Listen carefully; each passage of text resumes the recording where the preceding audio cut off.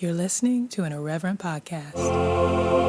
Visit Irreverent FM for more content from our friends. Dear Tamice, Malynda, Kristian, and Ciarra, this is the first draft of this letter. That is mostly a note to self because I keep thinking of this letter in terms of one I started to write on April 7th of this year. Similar in tone, but to someone completely different. Someone that we all know, and anyway, I never finished that letter. I thought this would be a continuation, a spinoff of that, but reading the draft of that other letter, oof. Not only was it for someone I don't speak to anymore, it was from someone I don't speak as anymore. Honestly, I couldn't even finish it. It was embarrassing how gentle it was. Before reading it, I had a thought that maybe I would go back to one of my last official religious resignation letters. Maybe the one from 9 years ago to the lead pastor of the megachurch I was part of. Or maybe the open letter from 6 years ago, the one that kind of catapulted me into the space that I wrote about the evangelical behavior of that pastor and how it lost him his job. To see and I guess prove not only how much I've grown, but that I grew up here in front of y'all, to prove my right to be here and to say what I'm about to say, to show you all my papers, because that's what we've been conditioned to do as black folks. But it turned out there was no need for me to go that far back to be cringeworthy.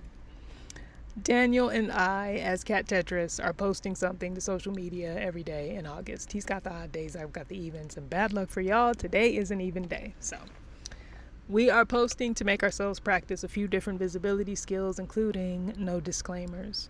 So we've got a 10-word caption limit because there's never a day when I legitimately have nothing to post, but there are infinite times I don't because I feel like I need to explain what I'm sharing and I can't, because what's understood doesn't need to be explained.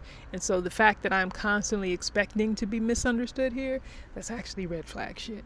Because it didn't used to be this way. I didn't used to feel that way in or about this space. The whole way I fell in was just speaking my mind and connecting with people who were in the same spiritual and or emotional and or mental place at the time. And for a while, it was fine. But at some point, we lost the plot because we stopped following it. We stepped into the space and then started just standing around, commiserating instead of conspiring, plotting in circles instead of plotting and planning, settling instead of setting off on the next adventure. One of my best friends just FaceTimed me. I told her I was writing this letter and that it's a step in my plan to give us free. I know she believed me about the letter. I hope she believed me about the freedom. And I hope I come through. So I didn't end up looking back at either of those old letters. They don't matter. They were for an audience. They were to and for an audience that has aged very badly and is looking more and more like its parents. I am handwriting this letter. When I finish, I will go back and rewrite all of it. That's not true. That was my plan. I didn't end up doing that. I did handwrite the whole time. I did handwrite the whole thing, and then I read it to myself to get a voice memo transcript to read, to tweak some things and read from there. I didn't type it, and I didn't want to type it because typing allows for a certain level of convenience that lends itself to wasting words. But when I'm handwriting, ain't nobody got time for all that. So it helps me stay focused. All that to say, I'm leaving the deconstruction space for real and for good this time. I've been trying to leave for the past few years, which is extremely reminiscent of how I left and how I felt leaving evangelicalism. There were attempts, and then eventually there was a definitive break. This is my definitive break from Exvangelicalism, which is literally just new evangelicalism, and y'all are the new tokens. Spending yourselves on building a new version of the same old thing that still hates you. There was a day last week when all 4 of you came up in my feed in conversation with the same mid-ass man. It pissed me off and disappointed me because what are y'all doing? How do you not know that you deserve better? And why do you not want better for your followers? That man is an idiot. Y'all are only talking to him because he has a platform, and he's only talking to you because you have one. And if y'all were being wise and shrewd, using him for his reach to get access to his audience, if that's what you really wanted for some godforsaken reason, That would be one thing, but y'all are giving him access to your audiences. You are giving him credibility, introducing a privileged ass non-black man who's never had an original thought as someone worth listening to. How low are your hopes and expectations for allies if that unimaginative and untrustworthy basic ass man is someone you are holding up as a good example of anything in this space? There are so many better non-blacks, better straights, better men, but y'all are falling for the social capitalism okie doke. You are making decisions based on numbers, and it's crazy because outwardly, all of y'all present much more theological than I do. But none of y'all seem to be making what seem to me to be simple, spiritual, and practical correlations. Take any Bible story about any oppressed people and tell me the character that mid-ass man would represent. Better yet, ask him, who does he think he is in your story? And what does he think he's doing? What the fuck is he bringing to the table? More people like him? Is that what y'all want? Really? More followers like his? You really want to attract the attention of people regressive enough to look up to him? You want to spend more time creating content for people who think he's clever? Really? Cool. I'm going to leave y'all to it. But I do believe you deserve and could do much better. A few months ago, Jamar Tisby posted a response to the question of the very important question of whether or not a Christian can be a Democrat. I posted a response to his response, and the last time I heard crickets that loud, I was evangelical and questioning leadership. Because it wasn't just that Jamar couldn't reply, it's that no one else said anything either. Either way. Because y'all are the new evangelicals, covering for each other to keep your little platforms intact. Because whatever visions y'all have of the future were birthed and are still being bathed in the waters of whiteness, capitalism, patriarchy, and maintenance of the status quo.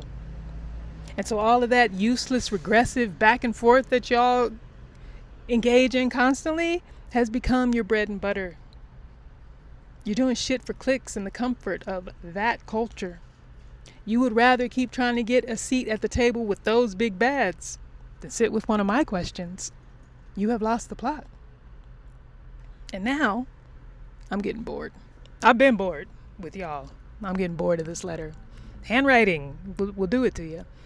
So I had a conversation with my mom last weekend. It started off shaky, got a little rough, and then recovered. By the end of it, I had provoked her into saying nice things about me. So stop telling me what I'm not going to have if I don't get right with God. Tell me what you think I could have.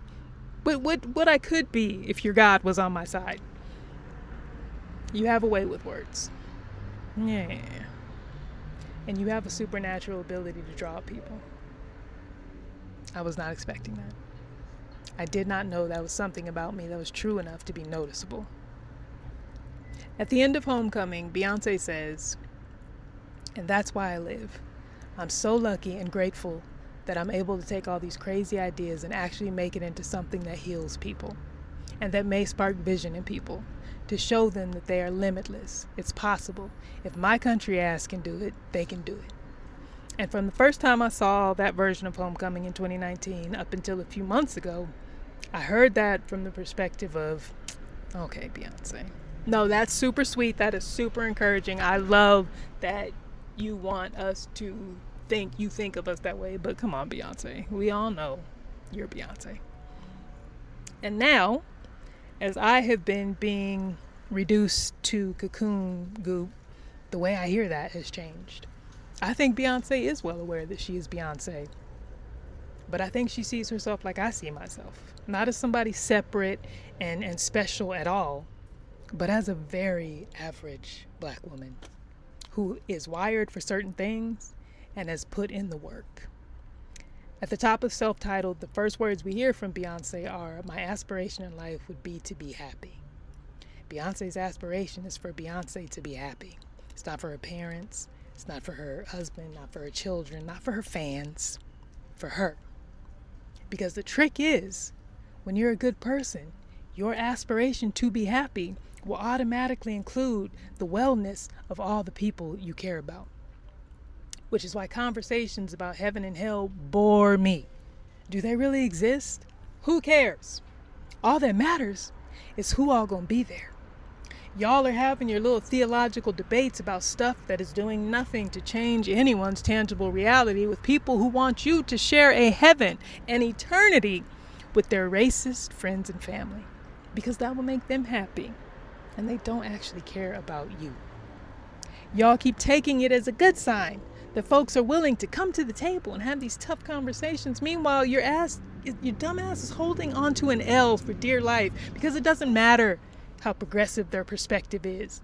Your willingness to engage in the conversation is their confirmation that the shit is still negotiable. It ain't a matter of if you ain't helping, you ain't helping. You are helping. You are always helping. The question is, who? Who are y'all trying to reach? And where are y'all trying to take them? From where to where? Because y'all aren't even talking about what you might do someday anymore.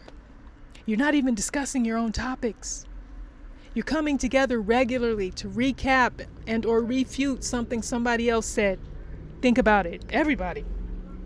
What percentage of the content you create and or consume is actually original? And how much of it is scripted? Not by some talented writer, but by some regressive right-wing talking head that you keep tabs on.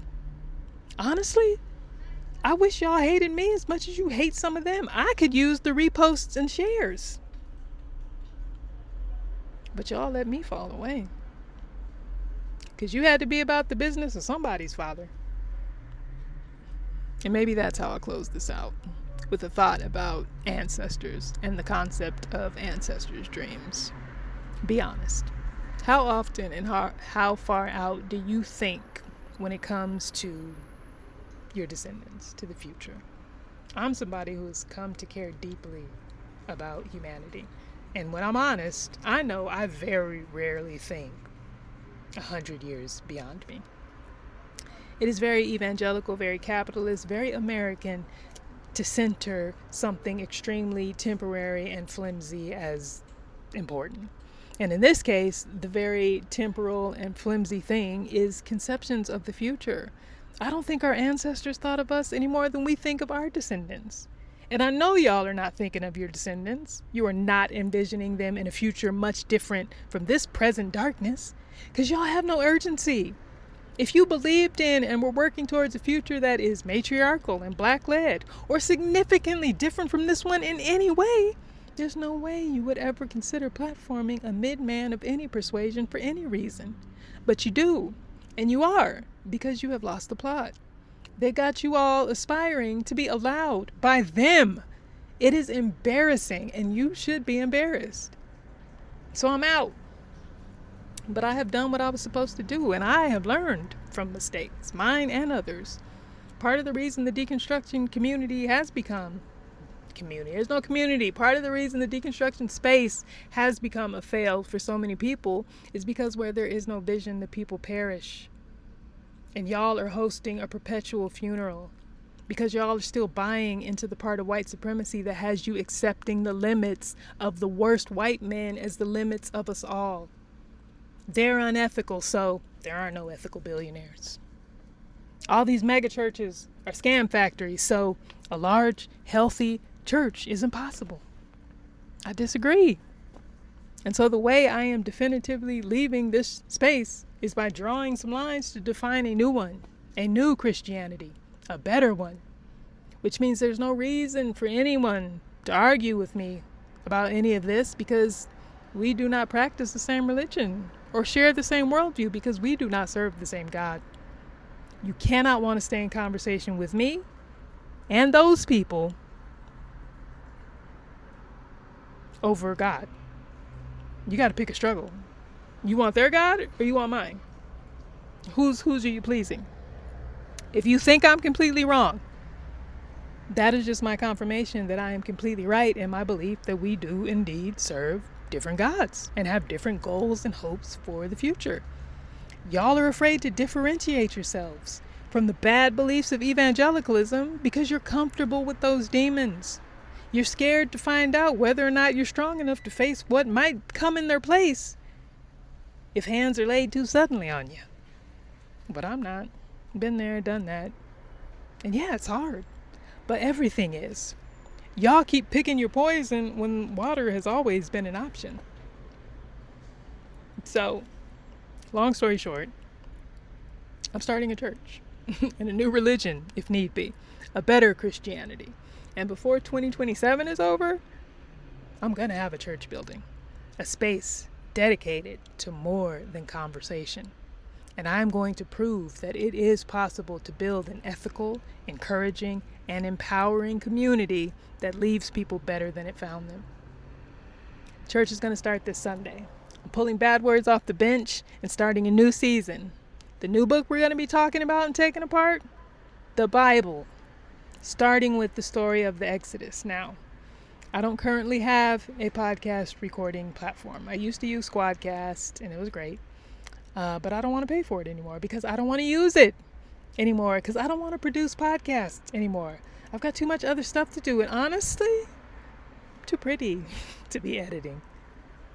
But surely there's someone out there who would love to volunteer to practice their podcast producing skills, or editing skills, or pay someone they know who would love to be a paid podcast producer or editor who they want to support in doing their thing. See how we need to be more creative when we're thinking of ways to support each other? Or not. Which will be my confirmation that a produced and edited version of this is not necessary. So I can move forward without worrying about it. Anyway, for now, the best I can offer for sure is to post my sermon on Patreon. That's where the church plant will be starting, and that's where stuff will be. And my mind is starting to race for words, which means I need to stop. I don't know how to smoothly close this out, so I won't try to. My whole life right now is walking confidently in the dark, talking reckless, and waiting for something to resonate with someone else in a way that makes them talk back so I can get an idea of which direction to move in next. So, holler if you hear me, I guess.